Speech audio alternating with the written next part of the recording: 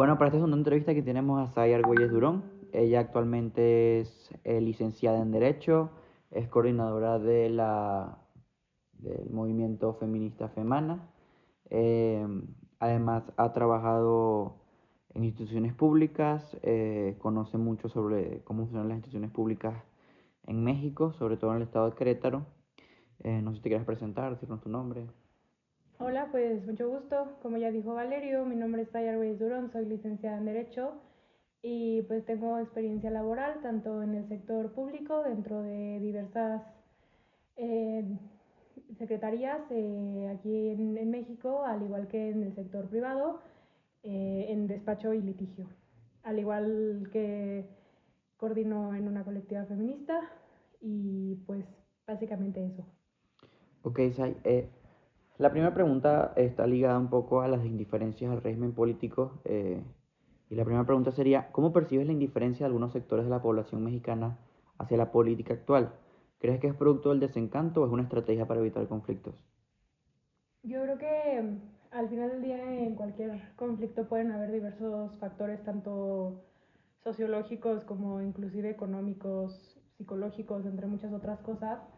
Pero hablando muy específicamente de la situación en México, existe mucho choque y mucho desacuerdo por también situaciones de exclusión, discriminación, hay mucha decepción en general, yo creo que prácticamente con muchos sectores públicos debido a la carencia en los resultados.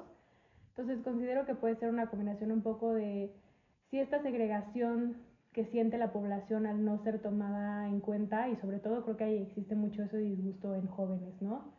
Y el tema también que termina siendo esta discriminación algo muy segregatorio y eso conflictúa mucho que el pueblo, por así decirlo, sea receptivo. Ok. Sí, o sea, totalmente de acuerdo contigo. Y, por ejemplo, básicamente en tu opinión, o sea, porque también hablamos de lo que es la educación cívica, el civismo que tienen que tener las personas. ¿Qué rol crees que juega la educación cívica y qué importancia podría tener para combatir la apatía política en México? Yo creo que en general el civismo como tal, ¿no? Como materia de educación, es el primer acercamiento que tienen todos en cuestión moral y en cuestión de desarrollo dentro de una sociedad, ¿no? Entonces considero que sí, es de suma importancia, pero tomárselo en serio, ¿no? O sea, como que sean como muy focalizado y tener bien en claro qué es el civismo, porque también creo que para las instituciones en general, tanto públicas como privadas, a veces es muy sencillo hablar del civismo y de la importancia de ser un buen ciudadano con un modo digno de vivir, ¿no? Que es lo que te dice que básicamente es un ciudadano en México, calificado para votar y para ejercer, pero pues teniendo todavía esas cualidades es como cómo ejerces un civismo en una sociedad y en un gobierno que no te está dando lo mismo de regreso. Entonces yo creo que es un poco de sí enseñar claramente lo que debe de ser el derecho y la obligación de ser un ciudadano, pero creo que para poder enseñar también tienes que ser una persona que viva conforme a esos valores. Claro. Y ahorita, moviéndonos un poco en el tema, hablando un poco de corrupción, sabemos que hoy en día en México la corrupción ha plagado las instituciones públicas, tanto altos cargos como de las instituciones más básicas a nivel municipal y luego subiendo al nivel estatal y luego al nivel federal. Eh, la corrupción es un hecho en las instituciones públicas mexicanas. ¿Consideras que estos casos de corrupción en México han impactado de manera irreversible o bueno, si también consideras que tiene alguna solución, eh, ha impactado, todos estos casos de corrupción, ha impactado la confianza en las instituciones públicas por parte de los mexicanos? Ok, la respuesta como en corto, la primera parte, pues sí, claro que la corrupción ha afectado en general a México y en la confianza de los ciudadanos, ¿no? Creo que es muy común cuando te acercas a distintos sectores, ¿no? De la población y hablando de sectores tanto en edad y temas socioculturales, te vas a encontrar respuestas automáticas de, ay, no, el gobierno qué, yo no creo en eso, ¿no? O sea, yo, ¿por qué apoyas en esto? ¿Por qué trabajas en esto? ¿Por qué te acercas a esto? Si lo único que hacen es robar, ¿no? Y al final del día es como que esa parte que dices, a ver, yo en lo personal sí conozco personas en el sector público que genuinamente les interesa la población y genuinamente todos los días se paran a hacer su trabajo, pero de igual forma claramente existe una excesiva corrupción en México.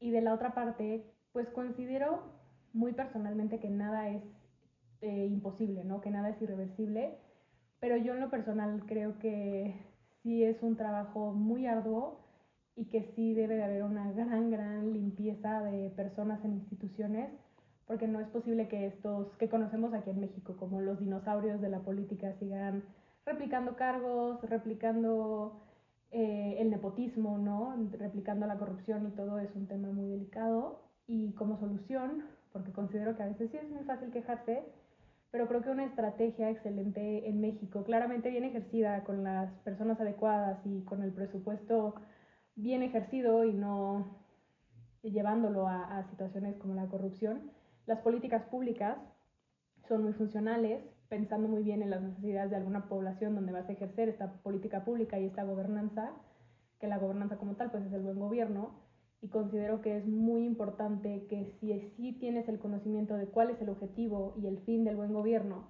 y haces una política pública muy bien ejercida para diversos sectores de la población para empezar a trabajar en esta reestructuración vertical y horizontal de diversos sectores, considero que solamente con diversas acciones es que se podría atacar este tema de la corrupción. Ok, Sai, muchas gracias. Y bueno, por última pregunta, esta va más direccionada a los partidos políticos, porque, bueno, como mencionabas en tu anterior respuesta, eh, consideras que si hay personas dentro de las instituciones que evidentemente abogan por un buen funcionamiento de ellas y que sí les gustaría cambiar las cosas, pero evidentemente detrás de esas personas están los partidos políticos que al final tienen una junta directiva que son los que llevan las directrices de cómo se maneja la política bueno, en aquellos sitios donde aquel partido gobierne o donde aquel partido tenga alguna influencia. ¿Siente que los partidos políticos actuales representan las necesidades de la ciudadanía mexicana? Y anexando esa pregunta, ¿crees que la población mexicana cree que vive en una democracia o no?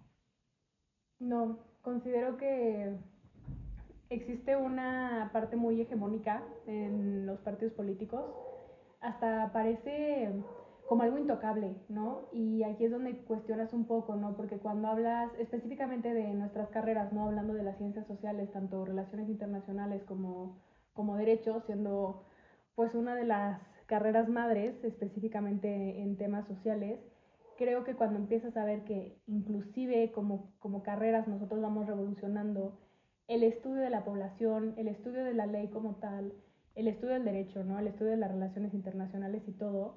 ¿Y por qué te menciono esto? Porque creo que si ya en un rango de estos años hemos tenido que ir alterando el cómo percibimos a la sociedad, que los partidos sigan teniendo los mismos ideales de hace 90 años, 60 años, 40 años, 20 años, o sea, ponle el número que quieras, ya considero que no va ad hoc a la realidad, ¿no? Y también un partido que simplemente su creencia sea rígida de, es que solo somos de izquierda, es que solo somos de derecha, es que somos independientes, es que como que simplemente están constantemente en este tema de defender y defender y defender una postura que al final del día creo que en ningún momento se respeta y se piensa más bien en cuáles son las necesidades actuales, ¿no? Porque una definición que a mí me encanta del buen gobierno es que el gobierno tiene que adaptarse y educarse para cubrir las necesidades de la población, sin importar realidades económicas y sin importar realidades de las creencias, ¿no?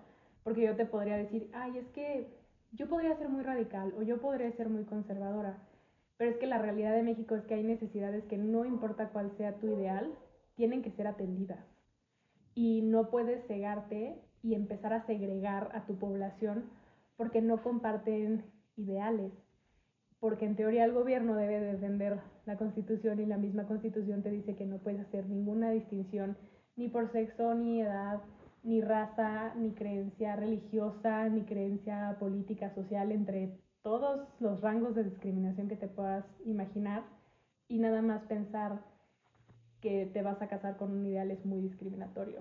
Y aunado a eso el tema de la democracia, que es creo que muy importante que lo hayas mencionado y tocarlo, pues claro que no, o sea, claro que existe mucha disconformidad con este tema en México, porque han sido, pues históricamente, ¿no? O sea, han habido fallas electorales en el sistema, han habido videos y situaciones de tiempos electorales de desaparecen urnas, queman casillas, ¿no? Y ves toda la violencia política, que claramente que por eso la gente ya no cree en la democracia y existe un gran porcentaje que tristemente ya ni siquiera quiere votar o que votan por el primer candidato que creen, que también ese es un problema de la población, ¿no? La desinformación y la falta de educación. Pero al final del día esos dos problemas también vienen de un gobierno que les gusta tener una sociedad ignorante. Entonces considero que es un trabajo de todos, no solo el gobierno, de reconstruir este modelo político que tenemos, porque es un modelo político de partidos políticos y no un modelo político de un buen gobierno como la política debería de ser. Bueno, Sai, ya finalizamos con las preguntas. Me gustaría darte las gracias por habernos compartido tus opiniones. Y bueno, en algún futuro, si se presenta alguna entrevista, evidentemente nos gustaría tenerte de nuevo aquí con nosotros. Gracias. Muchas gracias a ti, Amigo.